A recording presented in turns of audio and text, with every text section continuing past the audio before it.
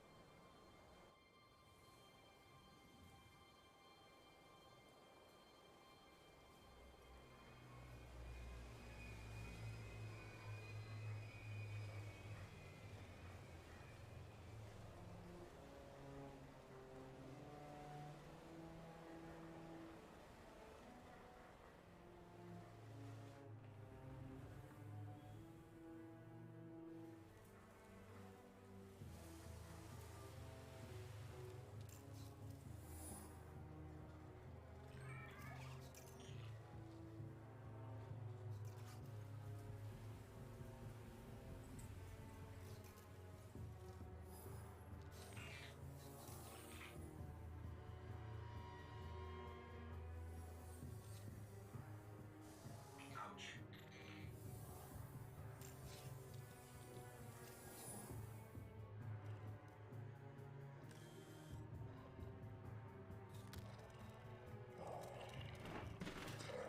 I must see it.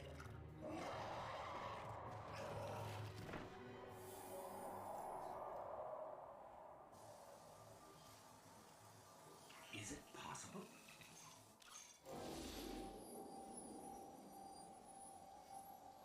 There you are.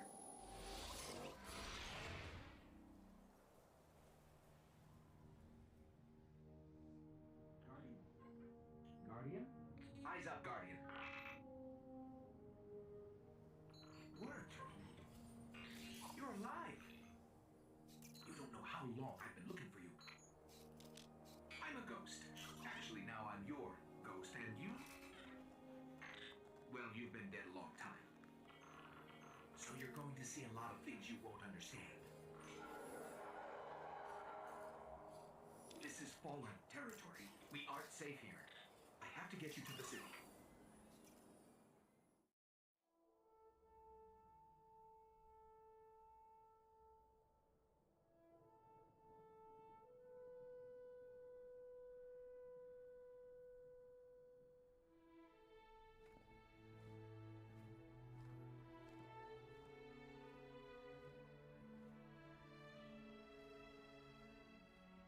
There was a time when we were much more powerful. But that was long ago. Until it wakes and finds its voice, I am the one who speaks for the traveler. You must have no end of questions, Guardian. In its dying breath, the traveler created the ghosts to seek out those who can wield its light as a weapon. Guardians to protect us and do what the traveler itself no longer can. What happened to it? I could tell you of the great battle centuries ago. How the traveler was crippled. I could tell you of the power of the darkness, its ancient enemy. There are many tales told throughout the city to frighten children. Lately, those tales have stopped. Now, the children are frightened anyway. The darkness is coming back. We will not survive it this time. Its armies surround us. The Fallen are just the beginning. What can I do? You must push back the darkness. Guardians are fighting on Earth and beyond. Join them. Your ghost will guide you. I only hope he chose wisely.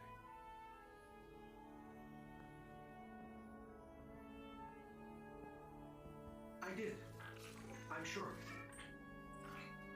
We're in this together now.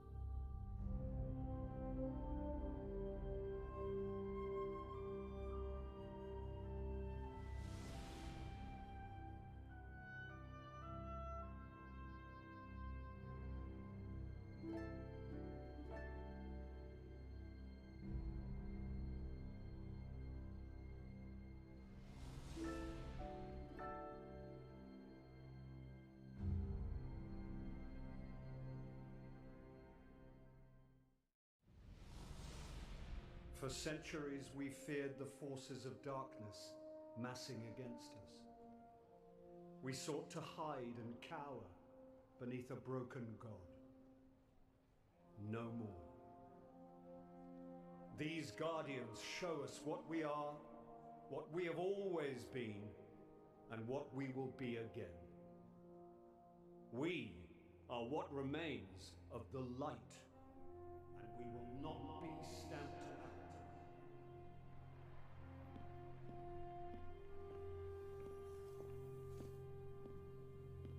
It's a day for pretty speeches and medals. But we know the real fight takes place out there.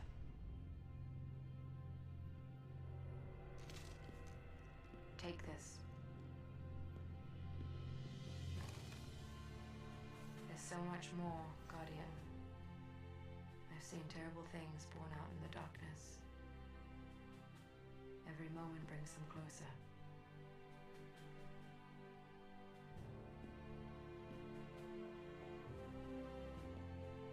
All ends are beginnings. Our fight is far from over.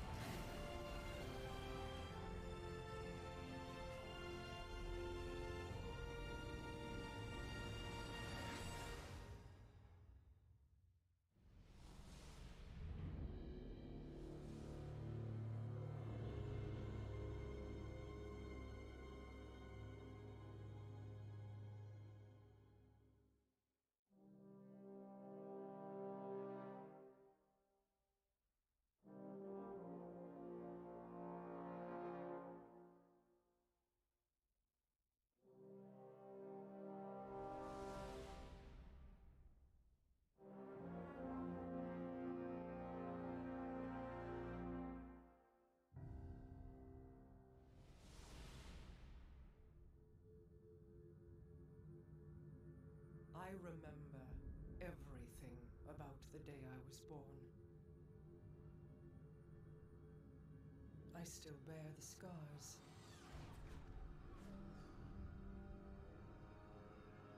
The Awoken are my family now. And I am their queen.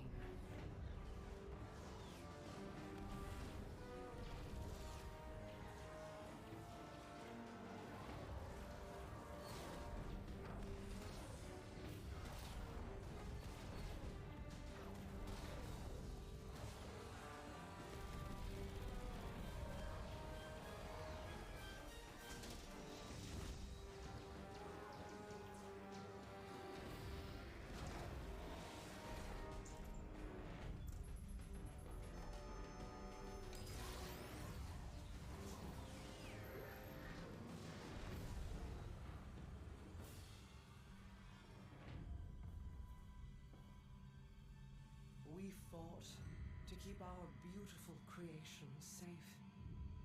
And now this beast has come, claiming to be king. Marasav bows to no one.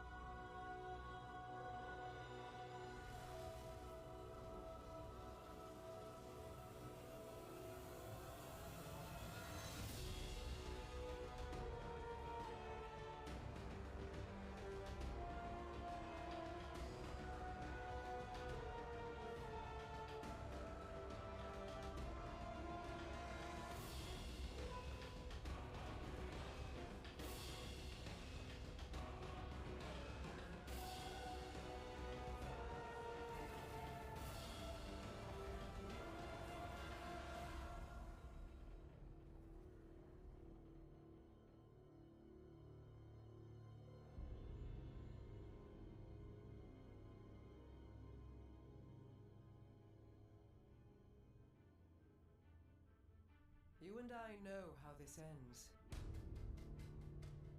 We've known since you escaped from that pit.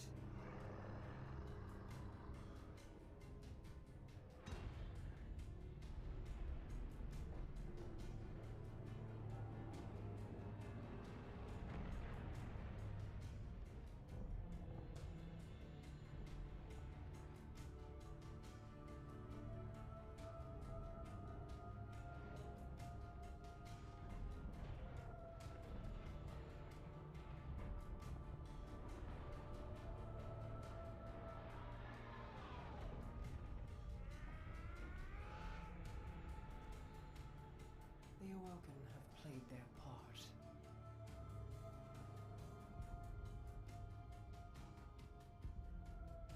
This was all part of the plan.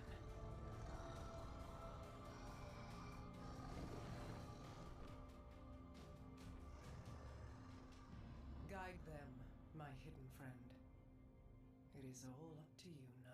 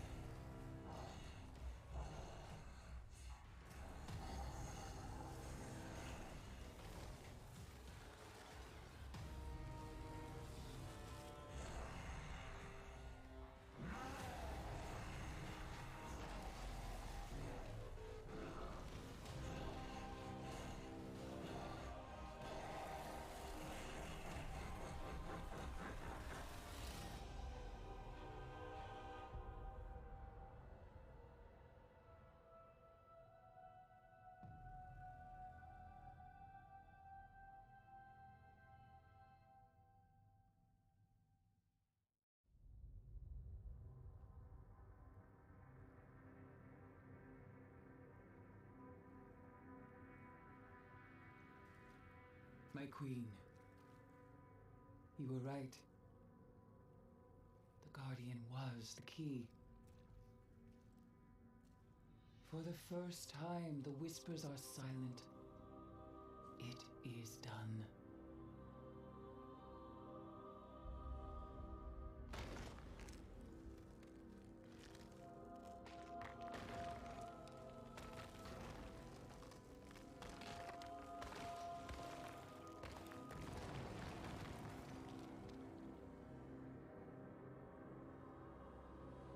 I have accepted my fate.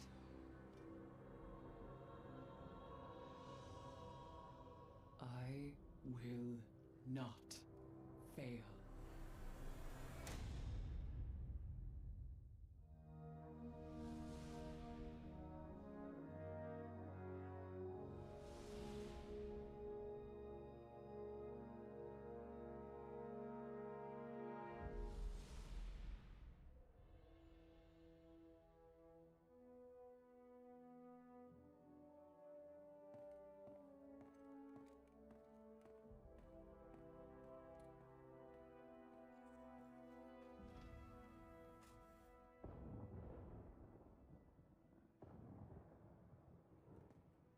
Cora, if you tell me this is a practical joke, well, it kills me to say it, but I would be really impressed. Impressing you, Cade, is the easiest thing I'll do all day. Let's get serious, people. Zavala, this is my serious face. Can't you tell? Ikora, what have you got? Someone or something has sabotaged the Skyline defense systems. And comms have been spotty for the last few hours. Every sensor beyond the wall has gone dark. Maybe it's just the storm. Maybe it's... What do the set feeds tell us? Nothing. Well, that's good, right? No. I mean, they're not there. There are no satellites. And that's not good.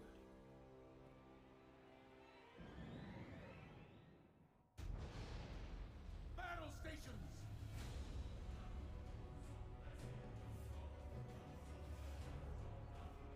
Everyone with me, now!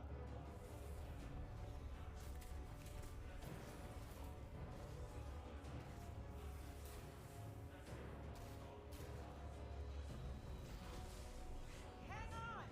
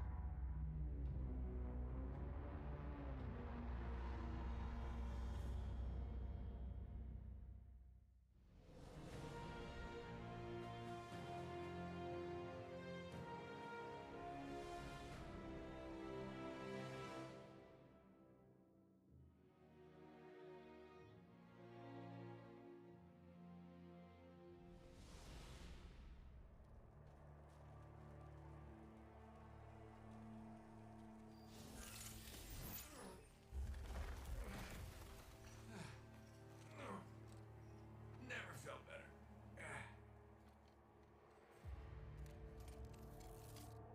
You see that, Petra? Petra? Guardian? Must have knocked out the comm relays with that spectacular landing. And cue the ominous music. Okay, everybody. Back in your cages.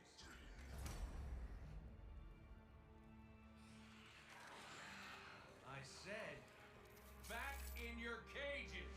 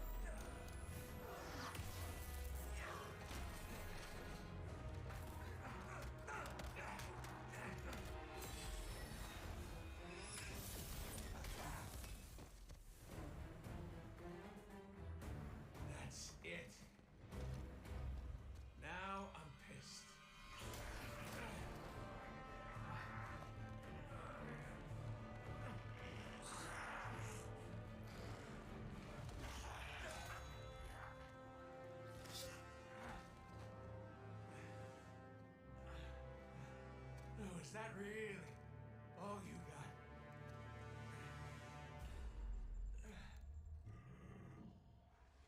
Help me out here, little buddy.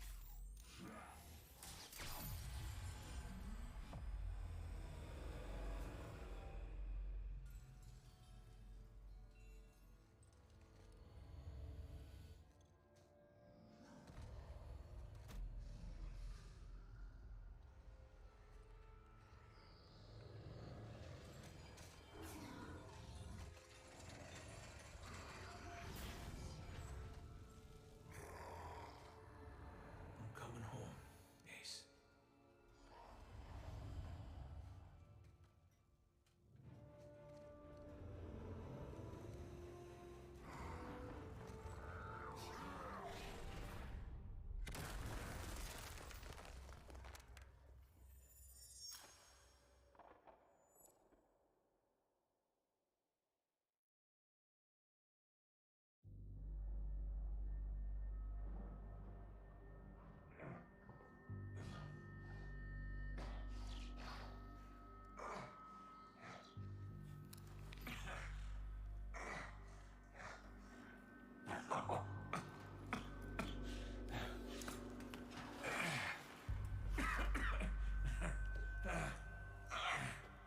Well, this is awkward. You got a gun I can borrow? No. But I do have a bullet with your name on it. Any second now, my partner is gonna roll in here and kill every last one of you. And you, my man. This is going to hurt. A lot. Any last words? How's your sister?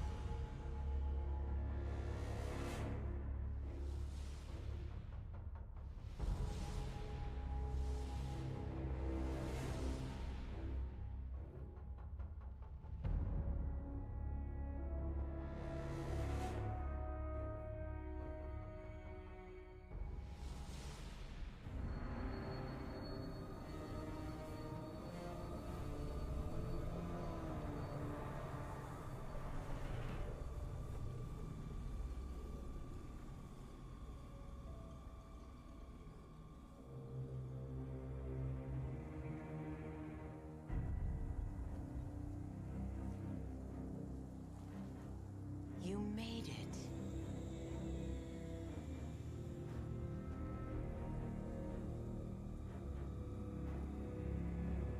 We have heard your cries for help. And soon we will answer. Who are you? Don't you recognize us? We are not your friend. We are not your enemy. We are your salvation.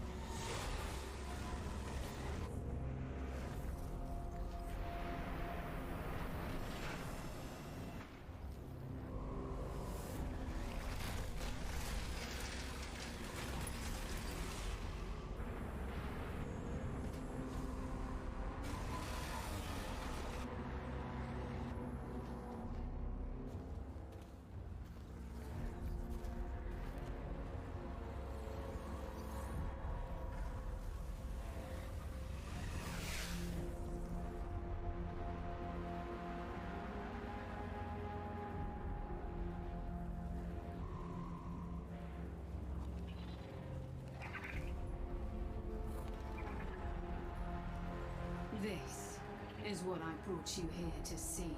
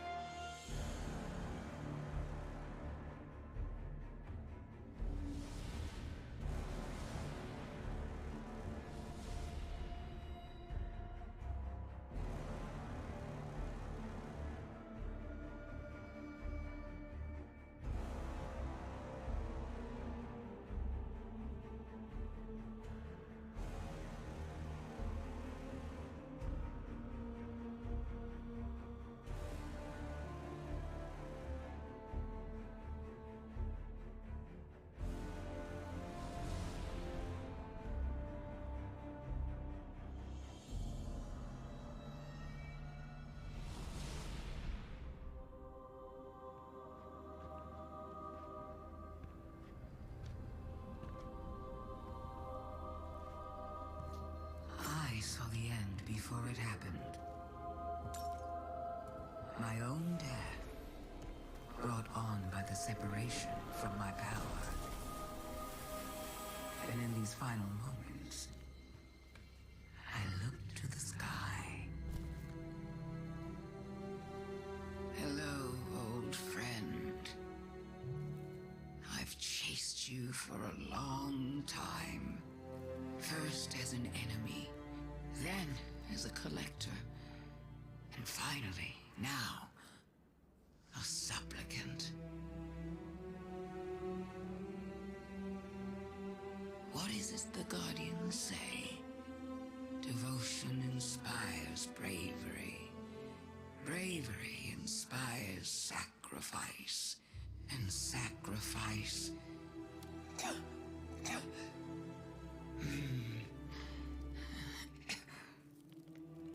Here we are.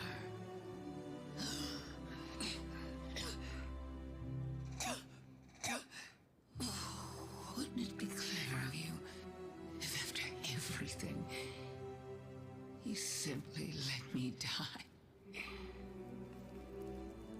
Oh, what a trick. Elegant.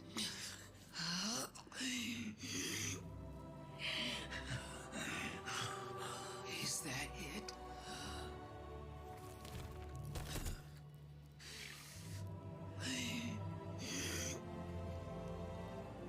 If there is an answer, I don't hear it. Because now the world begins to fade.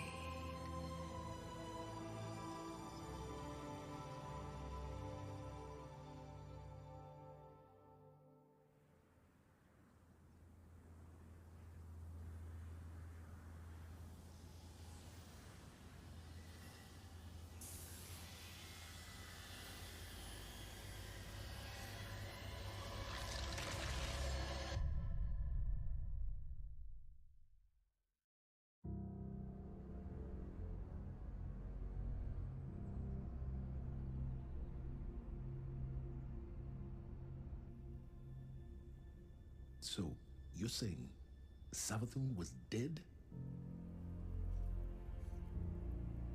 Our most devious adversary, the one who nearly decimated the last city from within, was dead. And the Traveler resurrected her? I wouldn't have believed it either, but... But why would she need us to recover her memories if she never lost them in the first place? This has to be another trick. A lie to fool us into surrendering the Traveler without a fight.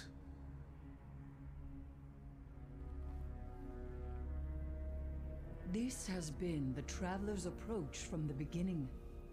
The Books of Sorrow detail many civilizations it blessed with the light, then abandoned.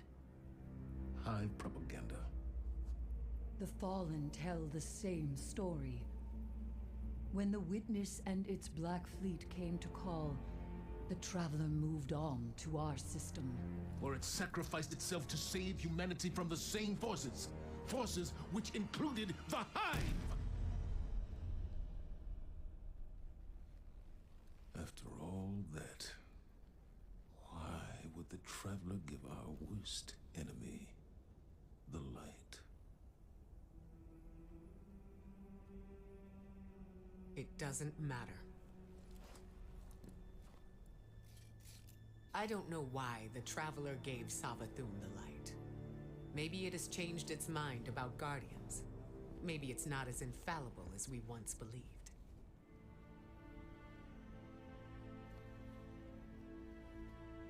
I don't know, and it doesn't matter. Because I'm here to protect humanity. And if Savathun takes the Traveler, we lose our light, along with any hope for surviving the Witness's return. So, whatever it takes to stop this heist, we will do. All right. How do we stop this? I'm not sure yet, but I know where to find out.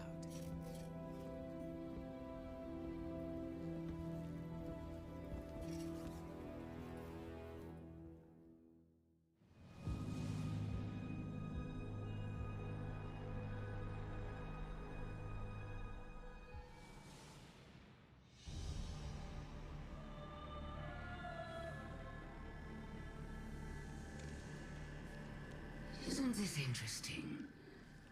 I miscalculated. So did you, Guardian. So protective of your Traveler that you wouldn't let me keep it safe. But the Witness is coming. The game is yours to play now. Yours to win or lose.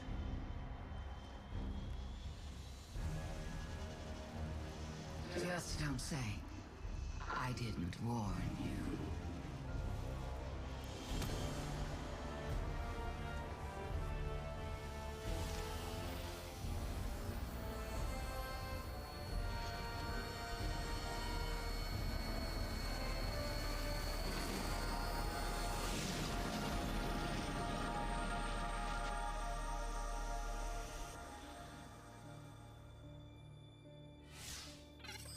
No.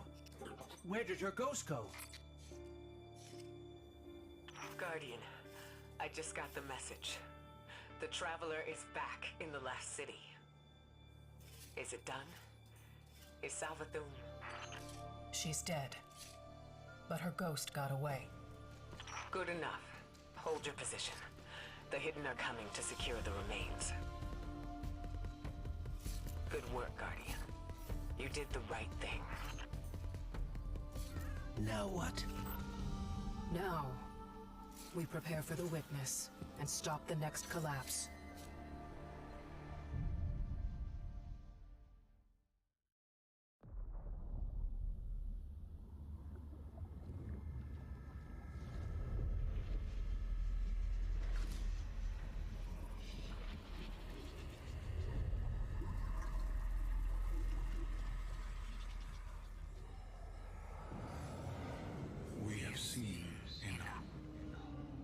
The children of soul cry out for salvation.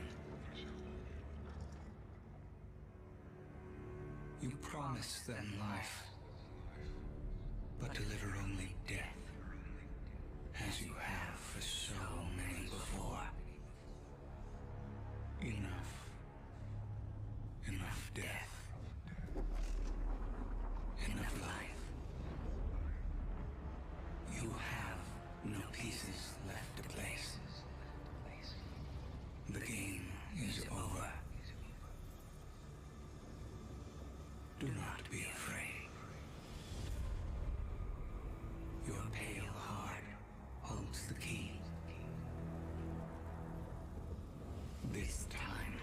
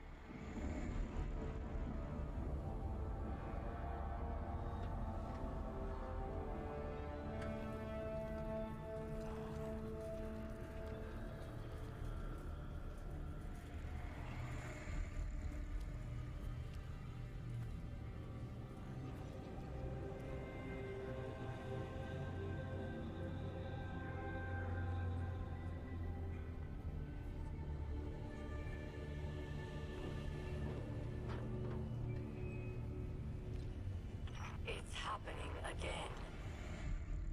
The whirlwind. Aramis. Don't worry. The great machine will never abandon anyone again.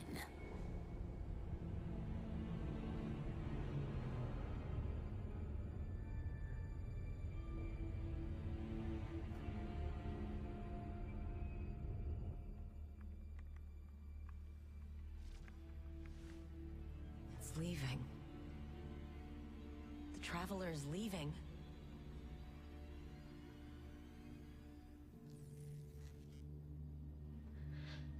The Warsats.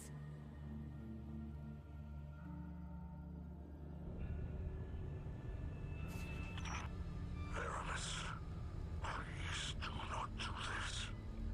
If you care at all for our people, if there is anything left in your heart,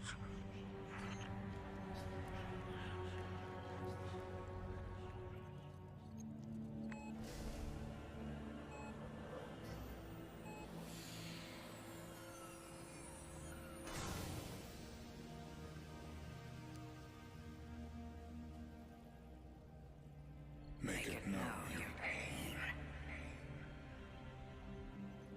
Anna. It's time. For Reese. Goodbye, Red.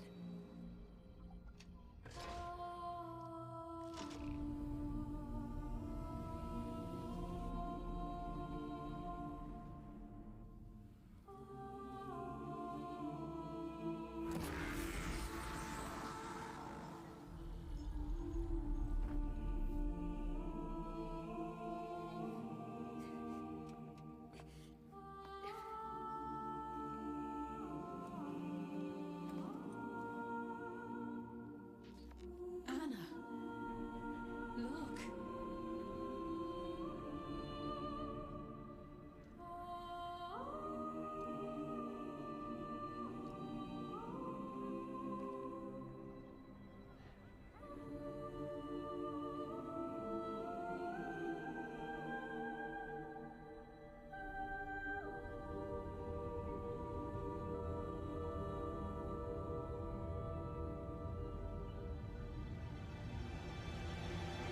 Why? Why does it not flee? Because it has nowhere else to run.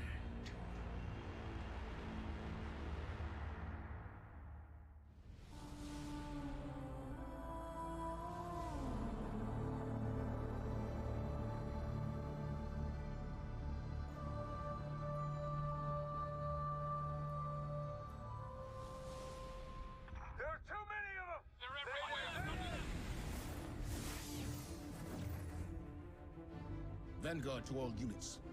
Keep the enemy away from the Traveler. At all cost.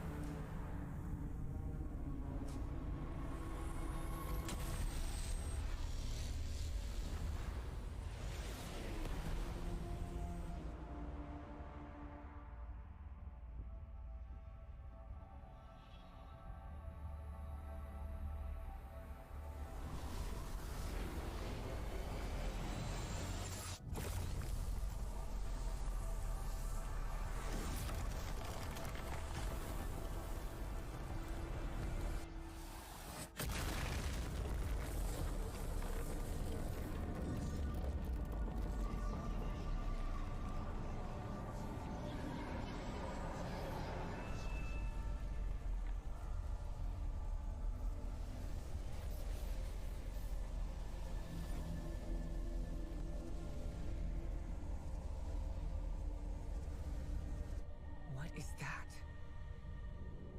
The witness. Whatever that thing is, we gotta take it down.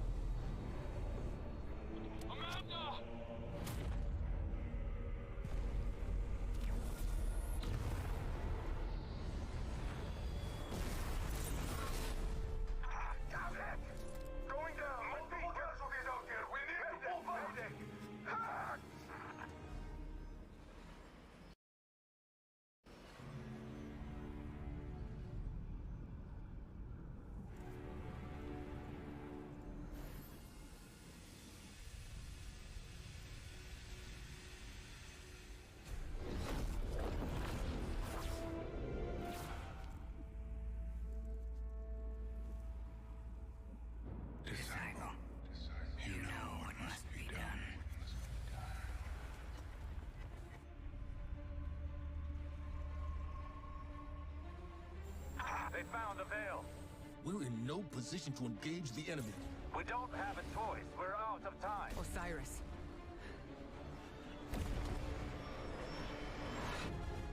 Don't die.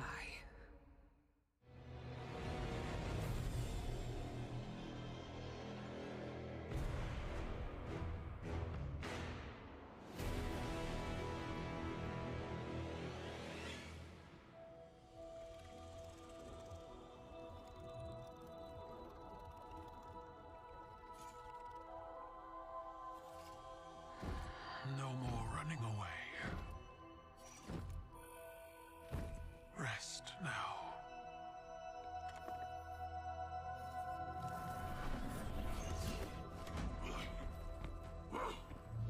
The uglier they are, the harder they fall, right? No? Come on.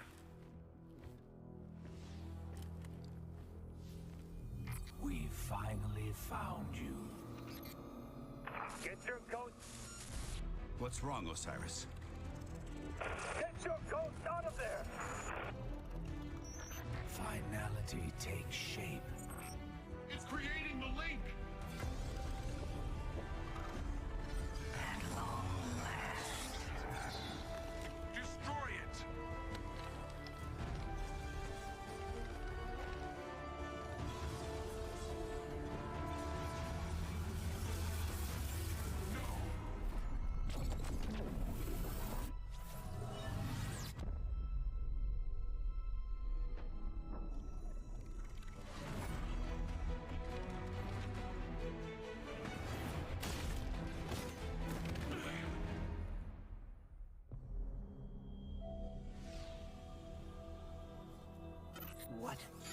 What just happened? We just lost.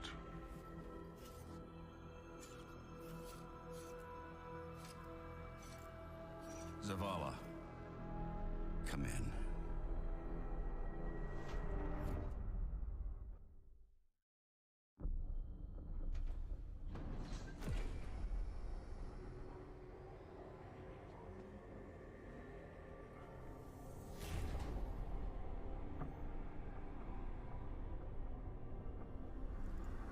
The universe makes us all victim and perpetrator. That's infinite cruelty. You, more than any, suffer both fates. Be free.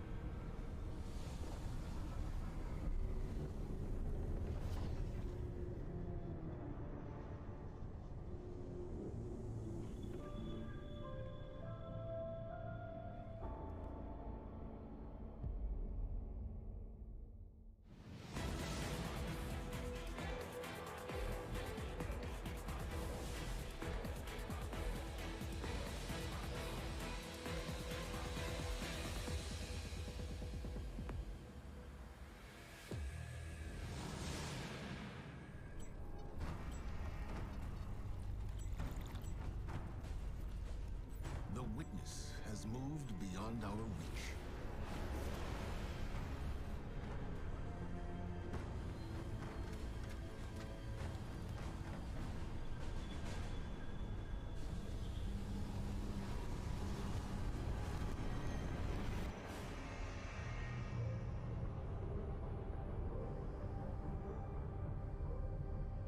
All attempts to follow it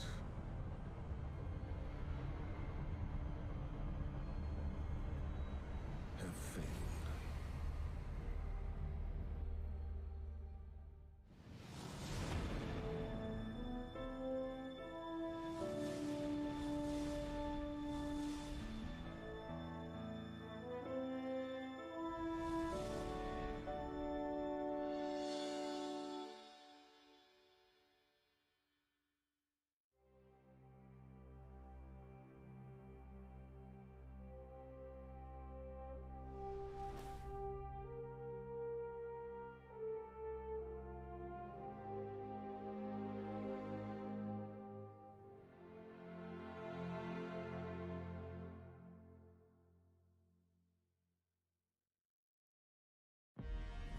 seen terrible things born out in the darkness. Every moment brings them closer. Oh my gosh, where are we? And the music. Ready? Chad, are you ready? On your knees. Just give him what he wants. All ends and beginnings. Battle stations! Alright, game over. Credits. Oh my god.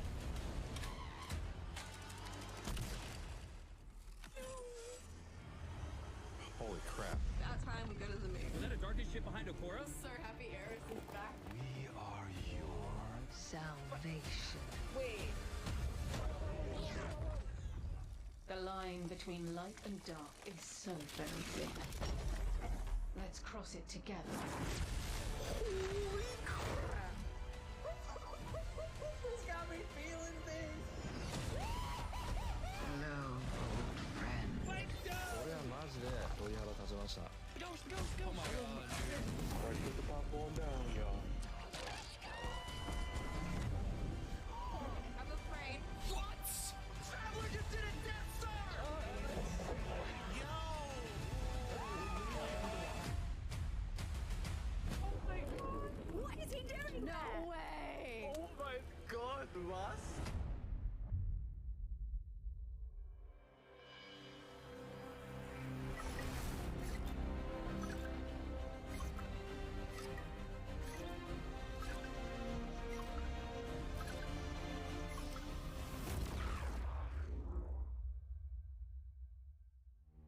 Thanks for tuning in, y'all.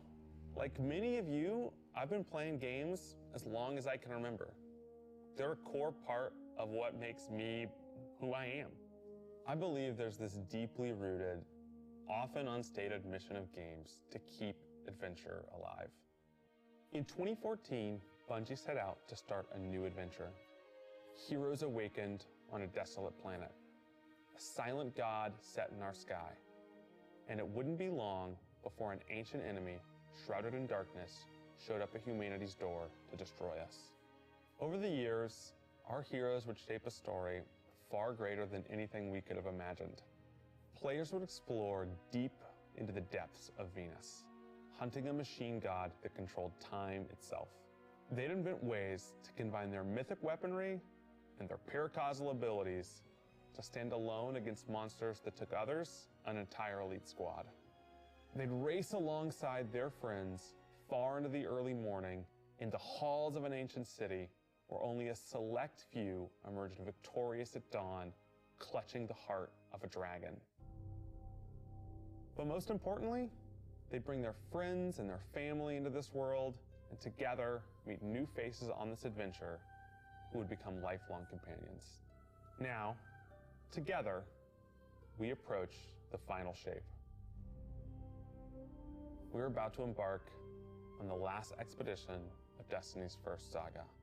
So let's be clear about the stakes. In the final shape, you will go inside the Traveler. The journey will be difficult. And what awaits you on the other side of this trek is nothing less than the deadliest entity we have ever faced. There will be no open betas. There aren't going to be any guides on the internet telling you how to handle what's to come. Whether you've been with us from the beginning, joined us somewhere along the road, or are looking at Destiny for the first time, anybody who shows up on launch day is going to be greeted with this same uncharted world, a vacuum-sealed experience begging for you to be the first person to peel it open. So today is your invitation to go forth and adventure.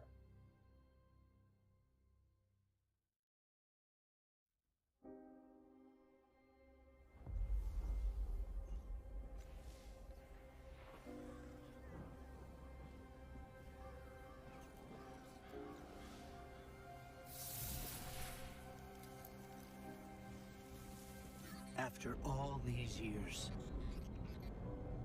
we never talked about it. Why I brought you back.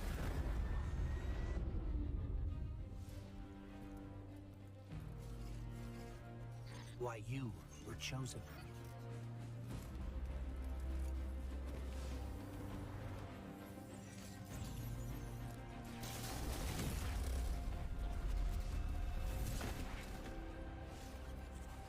truth is,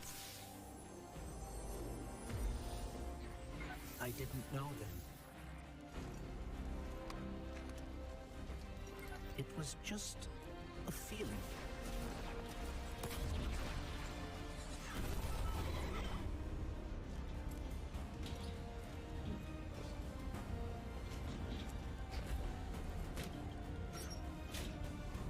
But I know now.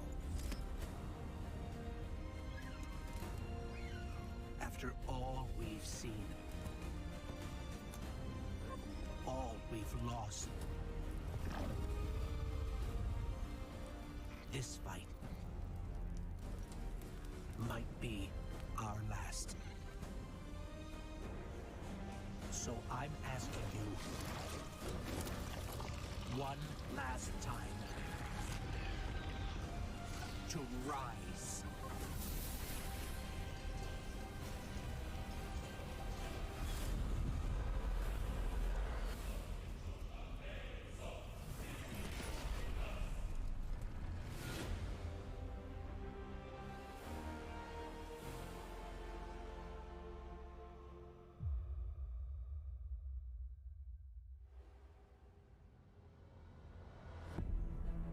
This is a momentous time in Destiny history.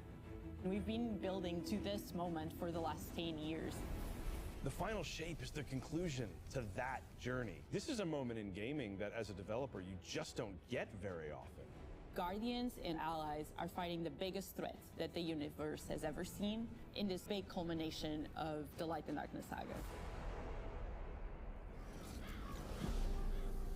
When we were thinking of what the final shape could be, it had to be a lot of different things. It needs to pay off this epic confrontation with the Witness that we've been setting up for years.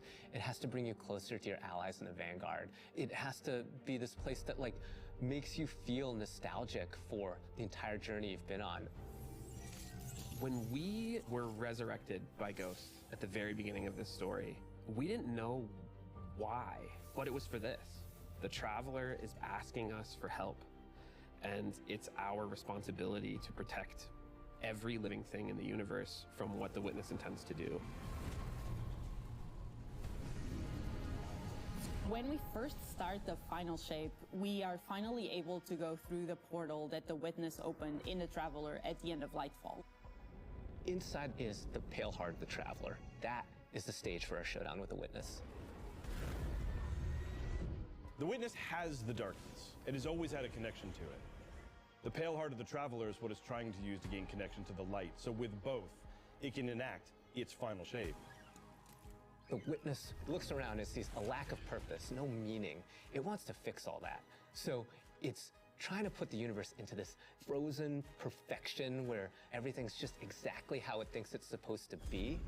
That is the final shape.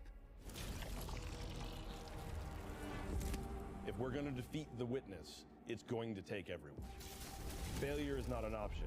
We're going to need the Vanguard, all of our allies, and all the Guardians to rally together and be brave in the face of Oblivion. In the final shape, we're going to answer questions at the grandest scale. But what I find really interesting is that it's also a very personal journey, where we deepen our relationships with these characters that we've known for so long. Zavala, Ikora, our Ghost, get to reconnect with Cade 6. So, while there's this great conflict and everything going on around us and stakes of just unimaginable heights, it's still at the end a story told around campfires by a bunch of companions who have been fighting together for hundreds of years.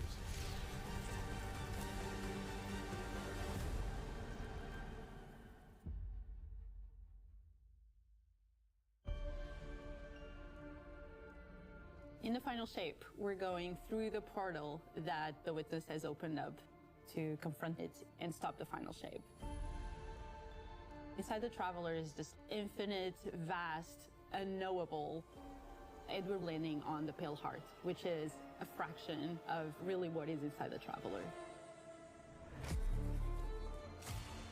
The Pale Heart is weird. It's a little strange, it makes you feel a bit uncomfortable. And it is also just so cool and artistic in the best way. The Witness entered well ahead of any Guardians, and so it's had time to kind of shape what's there. When our Guardian enters, the rest of the Pale Heart starts getting shaped also around what we've experienced. This is the Traveler recreating the world in front of you as it saw on your journey.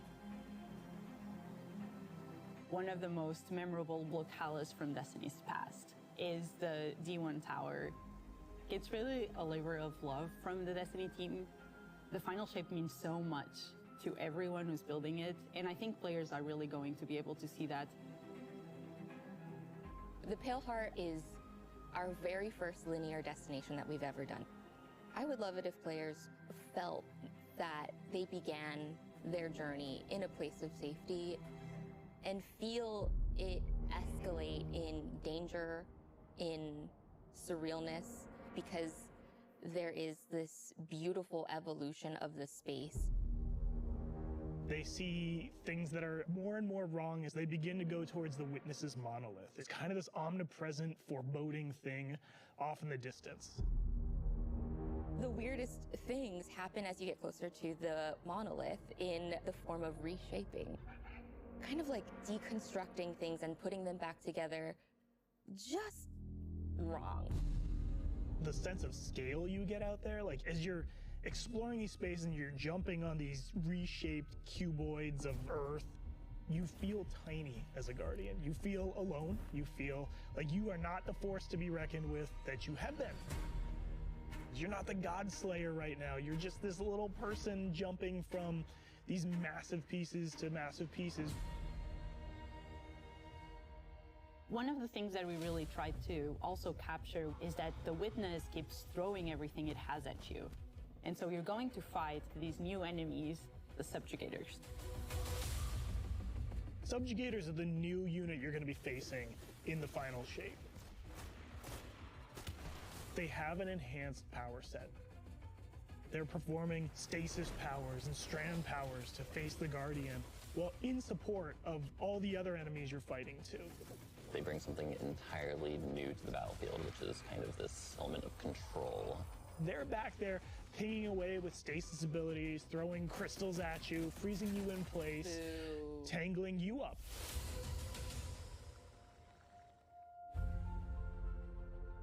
We're focusing you on the campaign and only the campaign. It's the most important thing in the universe at that moment. You have to stop the final shape from happening. And for that, we do need the help with our allies. And so we're going to make sure that the core Vanguard team gets back together. Zavala and Ikora and Cade. The campaign is just the start of the Pale Heart. After you've reached the monolith and finished the campaign, we open up the entire destination. And so the entire Pale Heart is going to react to you and what you are doing.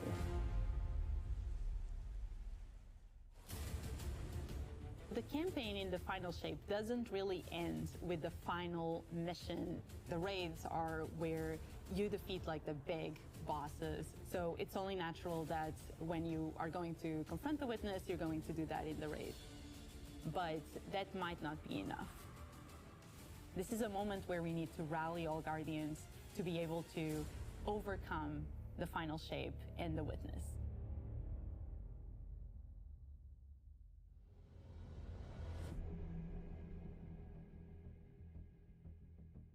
In the final shape, we are inside the Traveler, very close to this energy. This allows us to have new supers, Arc, Solar, Void. We want to create something that turns you into an offensive powerhouse, but also can benefit your allies in a support capacity. There is this thread of team play and like working with your friends to overcome the odds.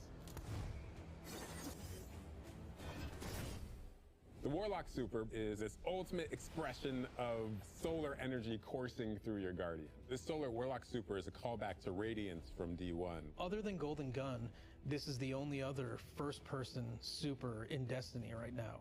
Your melee's like all these projectiles going off, doubling the amount of projectiles. Your grenade almost being sentient as it searches around, and then it hits a character and bounces off and goes to another one. And you're so overflowing with this energy that you are also giving it to your allies, allowing them to have their solar weapons supercharged, applying Scorch when they're shooting. The new Solar Warlock aspect, when I cast my Rift, it is going to create this little solar soul that when it sees an enemy, it launches part of itself out and hits the enemy and explodes and scorches them. It just feels very alive. Twilight Arsenal.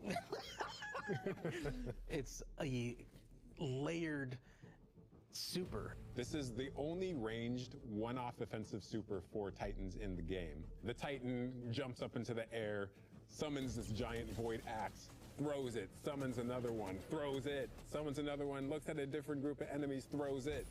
And when these axes fly through the air, they stick into the ground or an enemy, do their void gravity thing where they suck a bunch of energy and enemies in and then explode.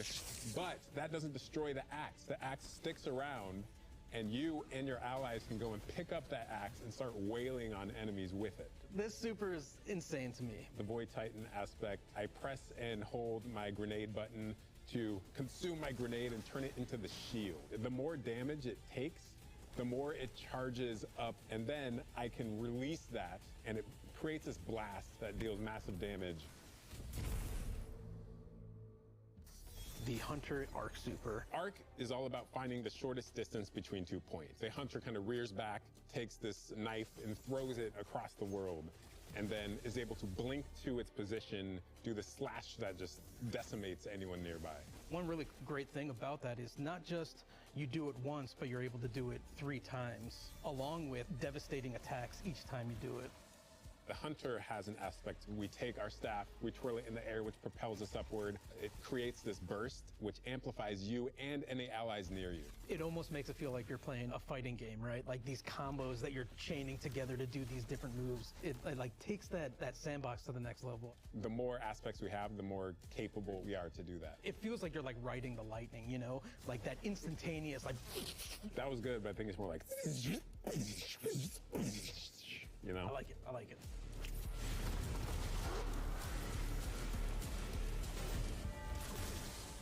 Weapons team has been working on all sorts of goodness. We've got exotics, we've got legendaries, we've got perks. We're always cooking up stuff. We're always playing with stuff that we think is like really interesting or taking inspiration. We have Tessellation, which is this exotic pyramid fusion rifle. It has the really intriguing property of adapting your Guardian's current damage type. This will be the first time that you can run a weapon that can adapt to be strand or stasis in the energy slot. So you'll be able to run an entirely strand or entirely stasis loadout. Tessellation has the additional property that you can special reload to reshape your grenade and suck it into the weapon, and then fire out a super destructive single projectile. It's a really special weapon. What's the one specific exotic that I can make that's like really zany that you would like right now? What if Golden Gun was a sniper rifle? What if you could harness the might of the Traveler? You know, we had a moment where we saw that Traveler Beam cutscene. I know people on Weapons went, I kind of want that. You're like, that is incredibly dope.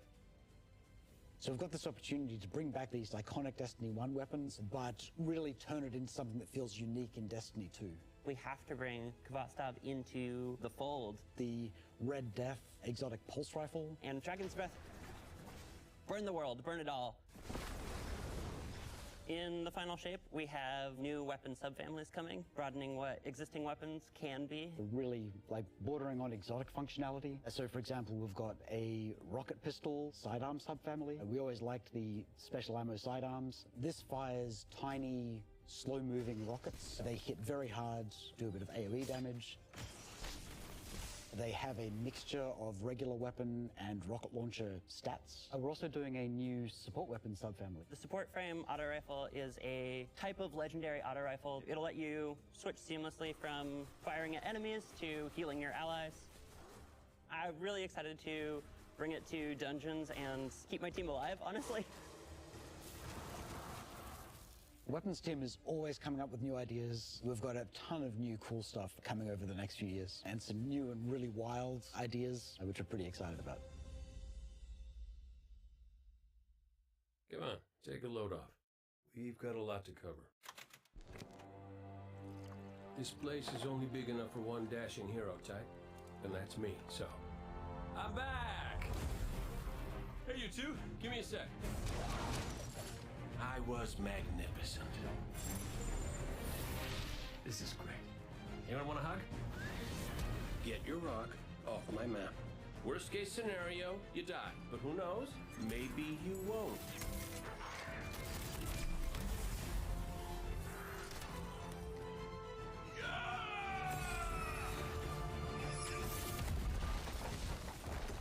Well, better get back to it.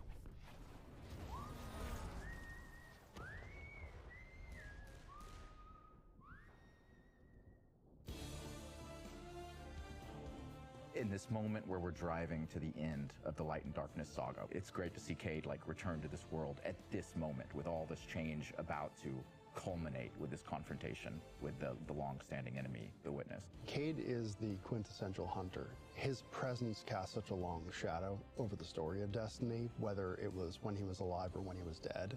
What Cade goes through in this journey, how he serves as a catalyst for the other characters, the events that are uncovered to have brought him back. This is how the story had to end. There was no end to the Light and Darkness saga that didn't have Cade here alongside his friends to finish the job. Once we started digging into the nature of the Pale Heart, I think that crystallized Cade's role as a guide.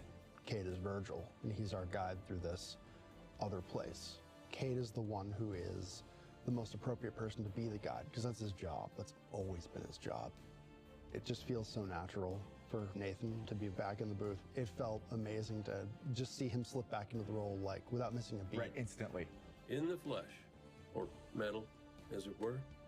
Cade's the glue that's always held Zavala and Ikora together. Having him back puts them in a position of questioning where they've been and what they've done without him. You think about the journey that Zavala's been on and how he's been taken down this dark path, and you think about the weight that's been on Ikora, having to hold the Vanguard together, having Cade's voice of levity and brightness that he brings to that group, that I think is going to be great for them. Well, at least we have each other. We want people to take away that sense of reunion and that idea of like the gang being back together for this moment. I'm here now. Wherever the hell here is.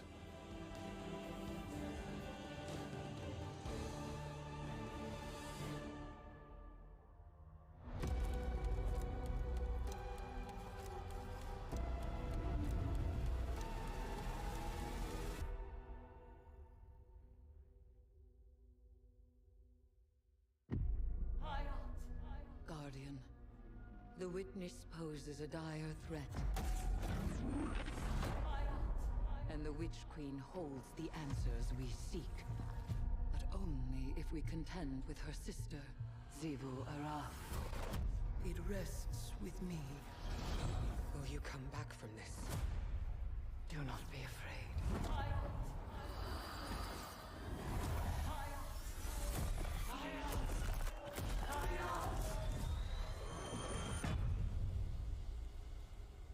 Bring me your tithes.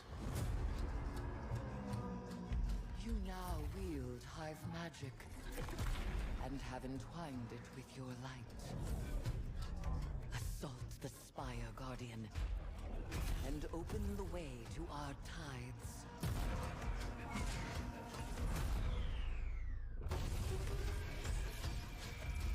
Let them know fear. The deck of whispers, and they do whisper. Fight in my name, Guardian. Every opponent you defeat strengthens me.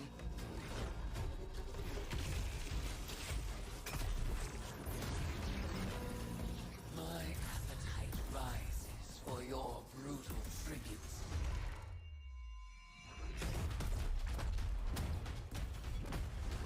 Let us show her what it is to be Hive.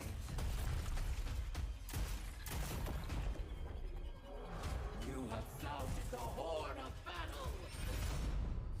You are deserving of the greatest death I can bestow.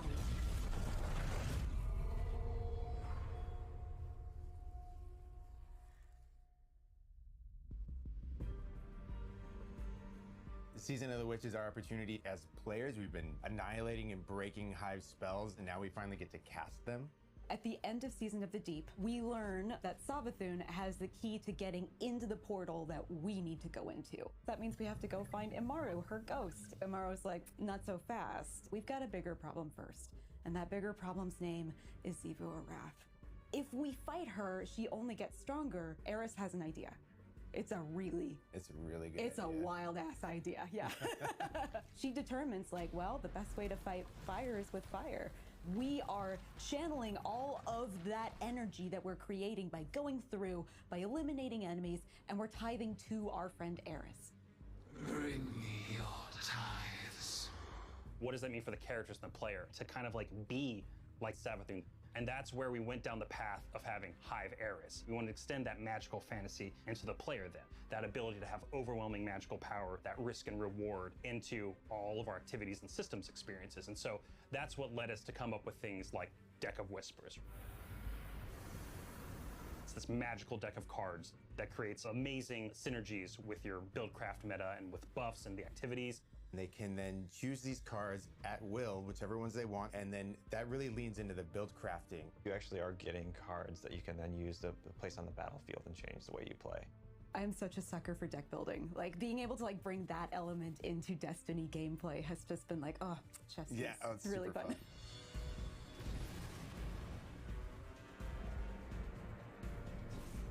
So we've got 2 brand new seasonal activities coming with Season of the Witch. We've got Altars of Summoning and Savathun's Spire. Savathun's Spire is our new 3-player offensive. You're doing a lot more with the Lucent Hive magic, but it's got a high amount of combatant density. It's got additional random encounters that you can come across. The Witch's Spire itself, Savathun's Spire, was like her reliquary for all these different magical experiments as she was learning the light. You're there in order to learn as much as you can in order to become a master spellcaster, right? To become like Savathun. The Altar of Summonings activity is really exciting because you can spend like 20 minutes in it or you can spend 2 hours in it. It's a 3-player experience that you can hop in and hop out of. As you're going through this activity, you're filling the tithing bucket. As that tithing bucket is filled up, you'll get progressively more rewards. And then finally at the end, it'll cash out and you'll get a whole mess of rewards. We really wanted to make sure that there was a home for any exotic mission content coming in seasons after the year has passed. And so we developed what we're calling the Exotic Mission Rotator. Right away, we're getting Presage, Vox Obscura, and Operation Seraph Shield. This is some of the most fun content the team has making. It's some of the content the fans and players of Destiny love the most. The most exciting thing, outside of just the missions themselves, is that every time we put a mission inside of that rotator, the exotic that comes alongside of it will become craftable.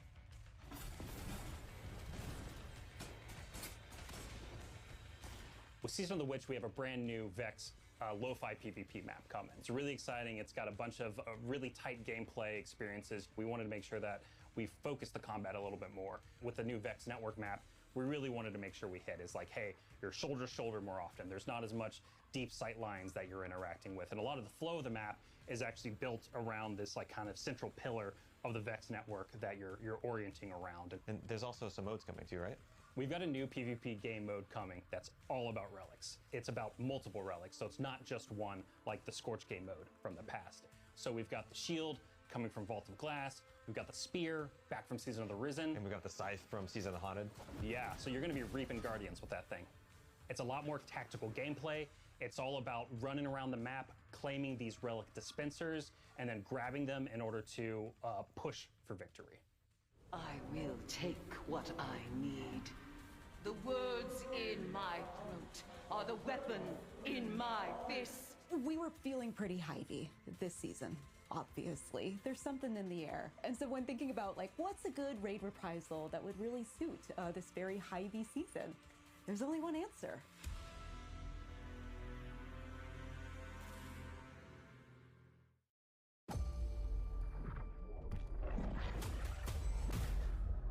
I have seen what the Hive call a god.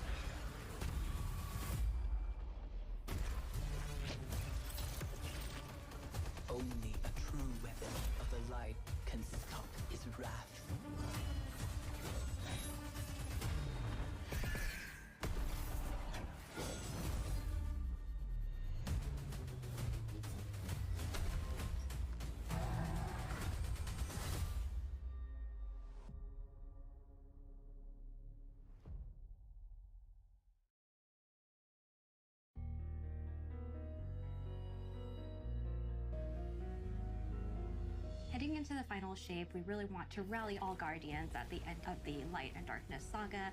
We want to reduce those power barriers as well as catch people up on key story beats and make sure that they have a really great and easy time connecting with other players.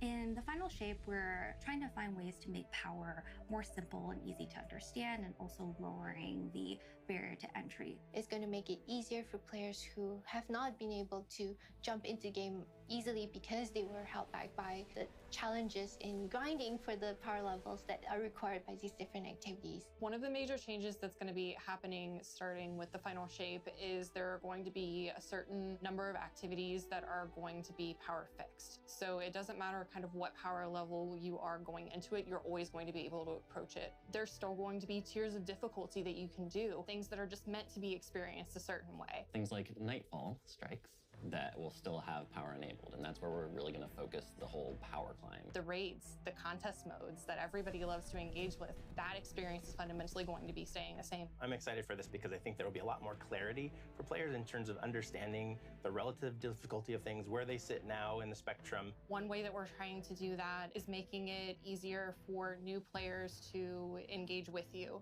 So we're introducing something that we're calling Fire Team Power. You can actually bring your friends along to play any dungeons and raids in the game without having to wait them to be at a certain power level.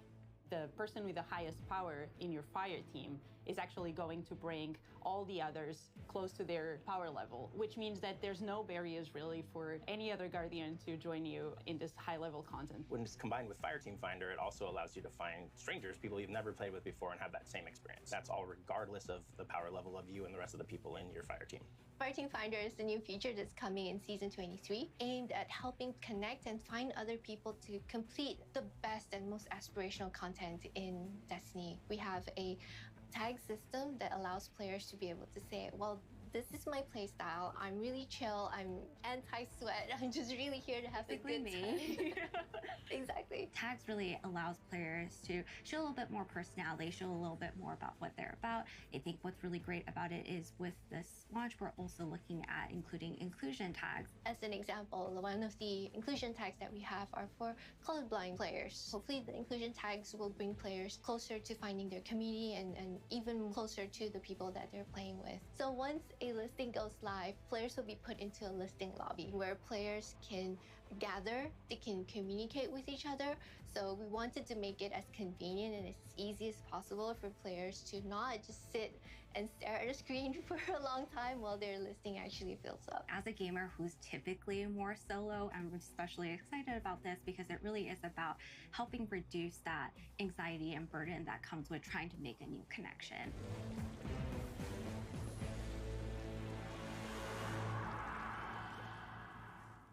The feature coming out today that I'm incredibly excited about is Timeline Reflections.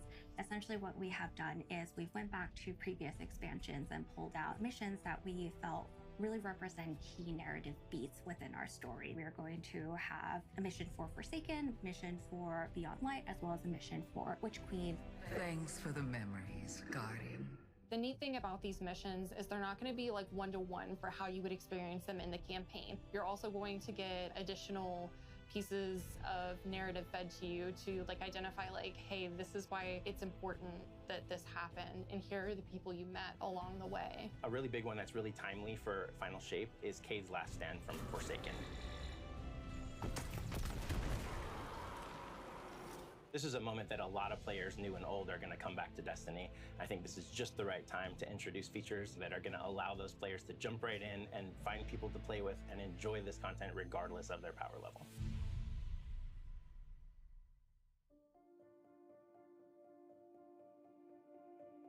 We're reaching the end of this 10-year journey. What comes next?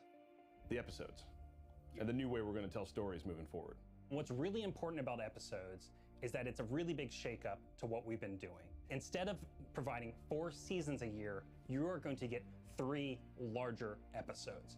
And so the first 3 episodes in this coming year are called Echoes, Revenant, and Heresy. It's coming right after the final shape. And the theme for the year is going to be all about the consequences and aftermath of the final shape. I think what's really the cornerstone of the episode model that we're building is the 3-act structure. The acts act as these anchors for us to introduce new weapons, new artifact mods, new activities. There's going to be new missions coming around the core. There'll be new story moments in every single one of these acts. We're actually providing more cinematic styled experiences throughout the final shape year and the episodes with it than any of the seasons we've ever developed before. These new stories are actually playable as standalone. Like each episode is something you can experience whether you've been playing Destiny for 10 years or this is your first one.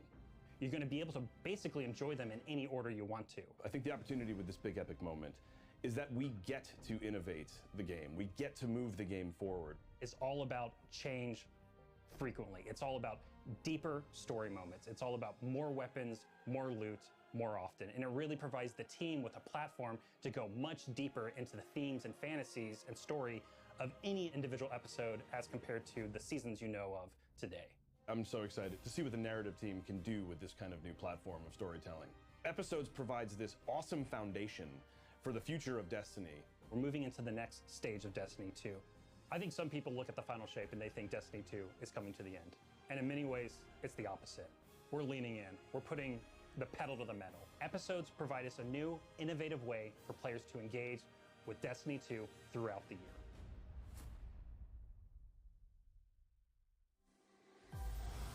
What makes a guardian a guardian? Devotion, bravery, sacrifice. We know that we were chosen for a reason, by something greater than ourselves. Guardian. Guardian? Eyes up, Guardian. Shaped by the fires of each new battle, we are forged and sharpened into what we must become for the fight ahead. We are the final line that halts the second collapse. All of us. Every Titan. Every Warlock. Every Hunter. What is it the Guardians say? Devotion inspires bravery. Bravery inspires sacrifice.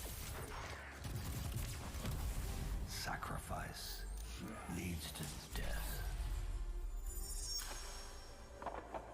The line between light and dark is so very thin. Let's cross it together.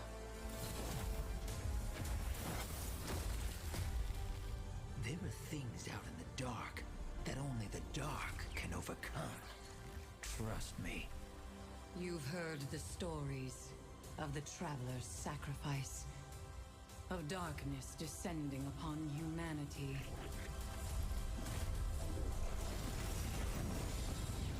Our purpose is its end.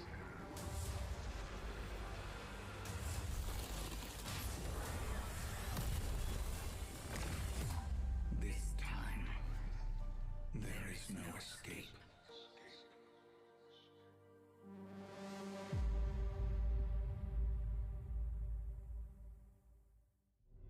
It's going to be an exciting year for Guardians. We get to make good on a promise that we made way back in 2014. There was classic rock blasting, a fire team racing across our solar system, and at the end, a simple message: become legend. Today, you got a glimpse at how we'll be cementing your legend in this upcoming year. We're going to be heading inside the Traveler, experiencing a destination unlike anything we've ever built before. We'll face the biggest bad we've ever made, and we'll do this all alongside a streamlined progression system, allowing us to easily play with friends in any content in the game. And as the dust settles in the final shape, we're going to continue our legends in Echoes.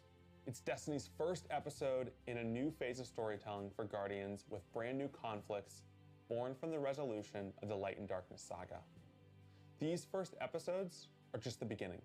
But if you're chomping at the bit to see how the Light and Darkness saga is going to kick off the future of Destiny 2, we've got a ton of great content for you to jump into today. Going live after this, we've got Season of the Witch, with a new story, new weapons, new armor, new activities, and new PvP content, all alongside a series of story catch-up missions, allowing any of your friends to jump into the game and get up to speed on what's happening in this world.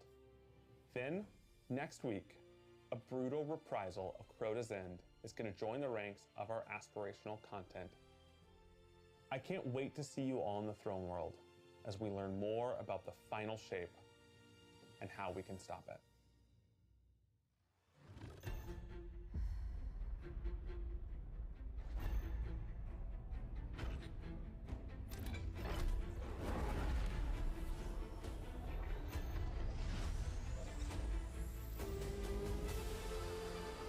Do not be afraid.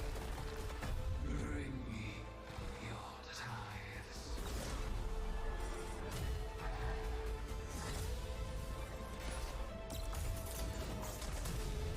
After all these years, all we've lost, this fight might be our last. So I'm asking you to rise one last time.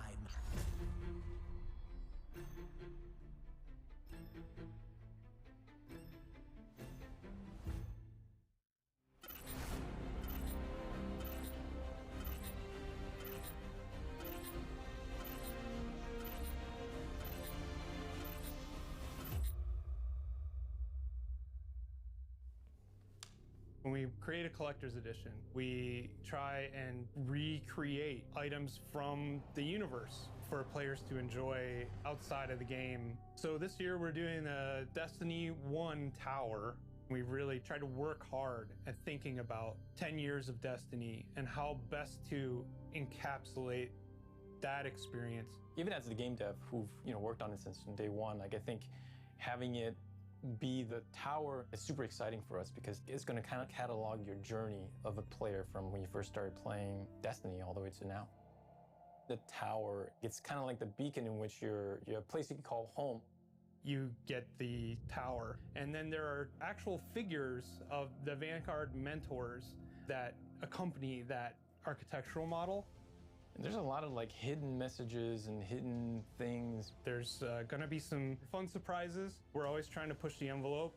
And so we've been playing a lot with magnetic locks and sound effects and lights, just sort of make this experience as a whole really special. It's sort of the perfect symbol of Destiny. I'm so excited for it. Me too.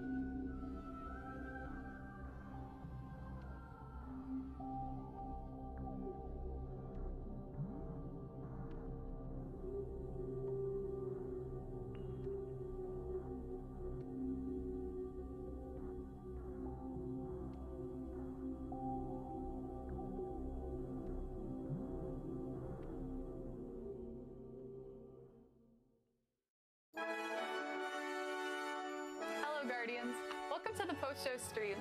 My name is Taylor Liz. I'm a Destiny 2 player and content creator. I'm excited to be here live at Bungie. We're gonna have 2 segments for you today. A little later in the show, I'll be playing through the brand new Season of the Witch content with my good friend, Pika Peach. Right now, let's sit down with Bungie developers to talk more about what we just saw and what's next for the future of Destiny 2. Pika, over to you. Thank you so much, Taylor. My name is Pika, and I'm also a content creator and Destiny 2 fan.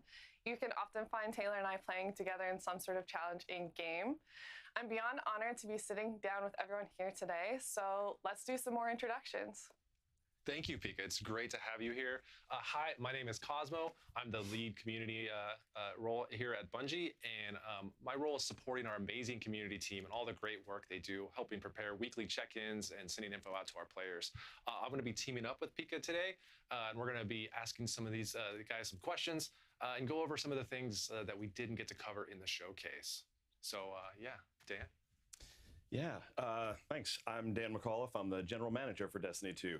And that mostly means that I get to support all the amazing talent that makes this game. So thanks for sitting down with us today. Absolutely. Looking forward to it. I'm Joe. I'm the game director on Destiny 2. And actually, while Taylor and Liz were doing the intro, I was hiding behind a pillar for the last 10 seconds. So y'all can like roll back the VOD and see if I did a good job or not. Awesome. So let's get into some questions. As a player, what are you guys most hyped about regarding the final shape and beyond? Anything specific you can call out? For me, I'm really excited about the story. I mean, this is going to be like the epic conclusion to the Light and Darkness saga. Like, players are finally going to get to go into the Traveler, confront the Witness. Like, the stakes have never been higher. I'm just really excited to get to watch everybody play it out as soon as they can. Can we make it live right now? I don't think so. I tried. Anyway, what about you, Dan? For me, I mean, it's a lot about the supers, right? Like, I just think we have this ability with these supers coming out to shift the meta in a really exciting way. And like, I just haven't played through them and gotten some hands on them. Sorry, like no spoilers, but like, I think they're going to play in all parts of the game. So I think you're going to see these in the campaign, obviously, but you're going to see these in PvP, and they really feel like that sort of pinnacle achievement of our Guardian's journey in a lot of ways. So just really excited to see the final product. Yeah, for me, I guess it's maybe surprising. It's the weapons. And I know, like, shock. Yeah, we make a lot of weapons on Destiny 2, right? And so why are we excited about the weapons this time? I think the team sort of really looked and said, what's core to Destiny, right? Like, what's really important? And we said, hey, like, Destiny's at its best when you're getting a bunch of new weapons, and those weapons are so exciting that they are making it onto your character right away. They're like changing the way you play. So this is not just exotics, right? It's not just like, I think it was alluded to, like, what if Golden Gun was a sniper rifle? Pretty cool sniper rifle. I think it's also, we talked about these new, weapon subtypes. And so what's a support auto rifle? We've made guns that heal before. We've made exotics that do it. Well, if we do it in a legendary, what needs to be different about it so we can make this thing that feels as useful to a fire team as someone bringing Galahorn, that feels as useful as someone, bringing Divinity, right? And we know that's the bar that we have to hit. So we're looking at a bunch of different things and saying, okay, we're gonna make these guns and we're gonna make them matter, right? We're gonna go out and you're gonna get awesome stuff on, the Pale Heart. I think we showed a little bit of it. There's like these sweet, they look like a deck of cards if you go back and watch the footage. And there's a bunch of awesome stuff coming in the weapons. And so I think we're really just trying to hit that core, like, hey, we're a loot game, right? Like, the loot should be awesome. Absolutely. Yeah, well, me too. So speaking of the Pale Heart, the reveal, it was said in the reveal that the Pale Heart destination is the first linear destination ever done. So can you talk us through why it was decided to make a more linear destination? All right, linear. And like, what it means. Yeah. So the math lesson now? Yeah, not sure how many folks have been in algebra recently, but if you're like me and need a little refresher, linear line, right? Walk like, me that's through what we're saying here. So a classic Destiny destination, we think of it as a loop, right? There are these big public areas. They're all connected in a circle. And then from those areas, there's little offshoots. There are little alleyways that you can go to. And that just didn't make sense for going inside the Traveler. One, because the Traveler is huge. When we talk about the Pale Heart, we're saying, like, hey, what if you were an alien, you landed on Earth, and the only part of Earth you saw was like a parking lot in Montana. Oh. And you were like, oh, this place is huge, right? Like, it's sort of like, okay, so we're going to show you a really small slice of what is inside the Traveler. And then we said, it needs to feel like you're going somewhere important. It's a vast, unknowable place. Okay, well, on one end, we've got the portal. Right. And on the other end, we've got the Witness that's built this giant monolith. And so every single area that we've built is built in a consecutive line from one to the other. So you travel through these things and you can look back at once for. And if you need to go to the next part, you're not going into these offshoots that dead end. You are going to where you need to be going. It's really focused on, hey, you've got a job to do here. So it's like tracking your journey. Yeah, it definitely is. Okay, cool. Well, that sounds insane. So, super different. That's what we go for. During the showcase, it was also mentioned that completing the campaign would unlock the full destination, and that it almost like reacts as we progress. Is that kind of what you're hinting at, or can you explain that a little bit more? Yeah, so I think two things we want people really to come away with thinking when they think about. One, this is a bit different in the way that you experience the Pale Heart right away. So normally you might land on the throne world and you do a mission, and then you're out with your Sparrow exploring the throne world, doing the missions if you want to. Day one of the Final Shape, you got a job to do, right? Okay. And so it is mission, right? And you just go through and you say, hey, we've got to stay focused on this thing. When you get to the end of that day one experience, everyone can sort of like collectively take a breath, collect themselves, and then you just this realization like, oh, we're like inside the Traveler, right? Like we should probably go see what that's about. And so the whole destination unlocks for you. And there's a lot of things that are different about the Pale Heart than our other destinations. I think we're gonna save some of those juicy tidbits for what's different about this destination and how it sort of compares to what we've done in the past. But yeah, it's a pretty different experience than even what you might expect in somewhere like the Dreaming City. And for real, like we do want to save some of these juicy tidbits, not just because it's fun, but because like, I mean, the Traveler's just been this inscrutable godlike sphere that people have wanted to know more about for so long. And like, this is their opportunity to experience some of that mystery. And I'm excited to see how that plays out. Well, it's alive, right? So what can we really expect? Yeah, I think, we talked about this. We showed a little bit. The section that you're in, it's shaped off of who's there, right? And so who's been there? So cool. The Witness, right? The Witness messing stuff up. Yeah, chilling right there. We're trying to knock on the door. We don't know how to get inside.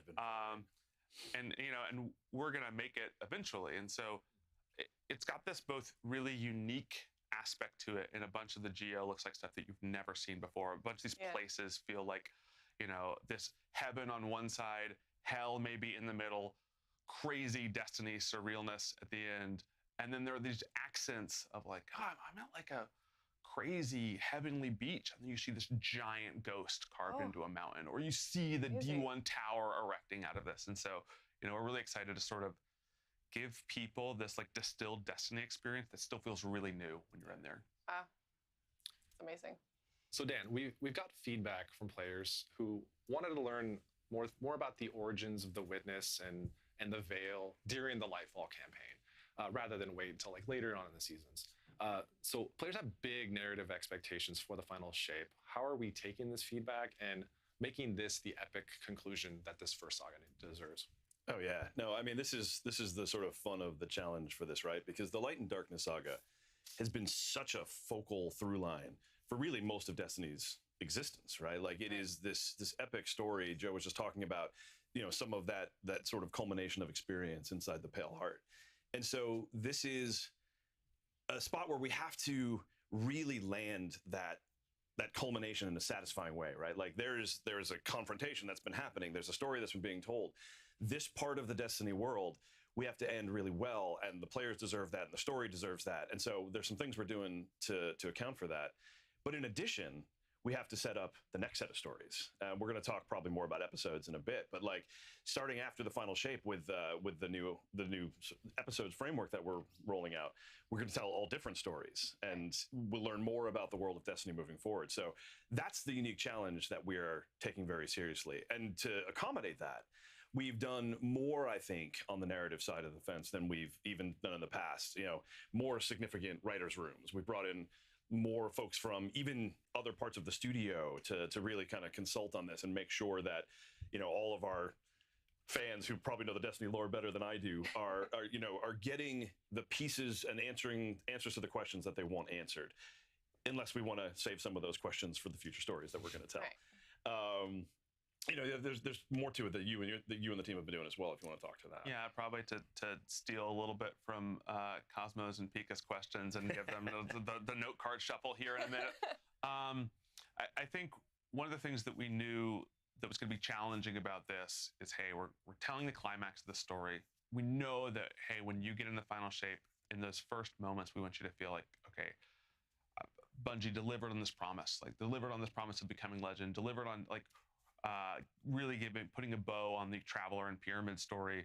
The thing that was also important for us is like, okay, well, you're gonna like confront the Witness, like the biggest bad in Destiny.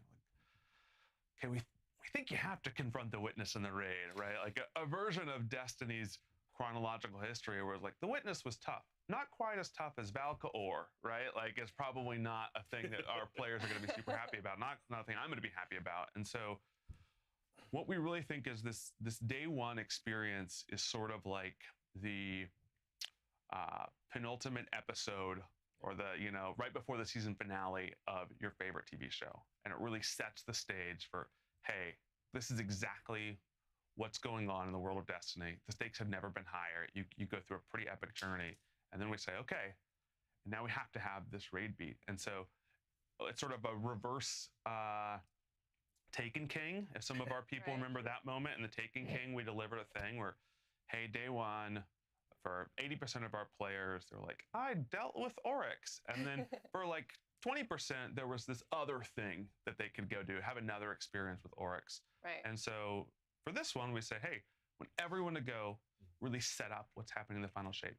And then for everyone, right, and we're not going to get into that, right, you should all wait for the raid, right? Like, and we're going to like help make sure everyone is brought along for the end of this journey. I think it takes a lot of our learnings from both really classic experiences like Crota and Oryx and sort of infuses them with what we've been doing with things like Savathûn and Callus and like taking all that lessons and saying, okay, we think we can do this the right way. Yeah, and also just for something like this, when you complete the circle of this story that we've been telling, we want to make sure that we're paying homage to the things of the past and we're talking through just so many